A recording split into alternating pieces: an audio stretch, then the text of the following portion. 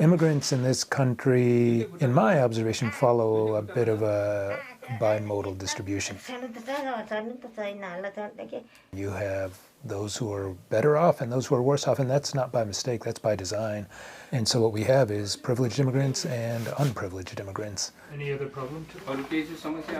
Mango House is a shared space for refugees, asylees, and undocumented folks, where the main event is primary care family medicine that includes dentistry and pharmacy.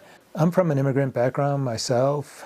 Our country gives certain types of visas to workers from certain backgrounds and attracts those talent from other countries, and the other countries get what's called a brain drain. And that's probably my family's story. So I wanted to work with underserved immigrants, and I thought I would use some of my privilege to transfer to the others. Yeah, don't worry. Here. I opened up right out of residency doing private practice for low-income or no-income folks, refugees and asylees, and I was renting a space somewhere, but after a couple of years I decided why not buy my own building and have other tenants who are doing like-minded things. Here's our restaurants. We have 7, there's 6, there's one around the corner. Nepali, Ethiopian, Pan-Asian, Syrian, East African, and Burmese. Here we have a Syrian store, a Somali store, Afghani new store, and a Burmese Muslim store. We have a Rohingya grocery, a Nepali jeweler, a Oromo Ethiopian lady. Refugee is a very specific thing. People often get the phrases confused, immigrant and refugee. They're two different things. You have absolutely privileged immigrants who in many ways are doing better off than many people who were born here. But we're working with refugees, undocumented, and asylees, which come from very specific places where there were certain hardships, usually war or some economic turmoil. You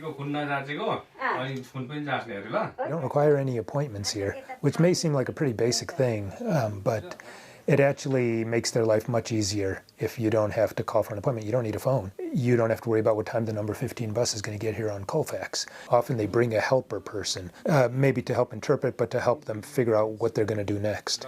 So when you're coordinating multiple people, it's much harder to keep a schedule. That's a privilege that those who are born in this country and raised here don't realize. You make an appointment to go to a doctor, you have a car, you have a phone, you can very well get there. But here we don't put that expectation at all. We just see people as they come in the door.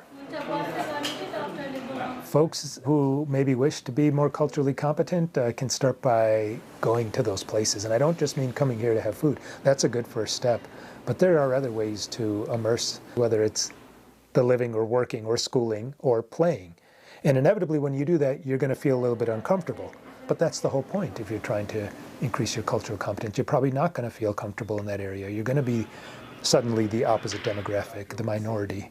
But it's looking for those ways to immerse yourself. And so what we have is, it's wonderful.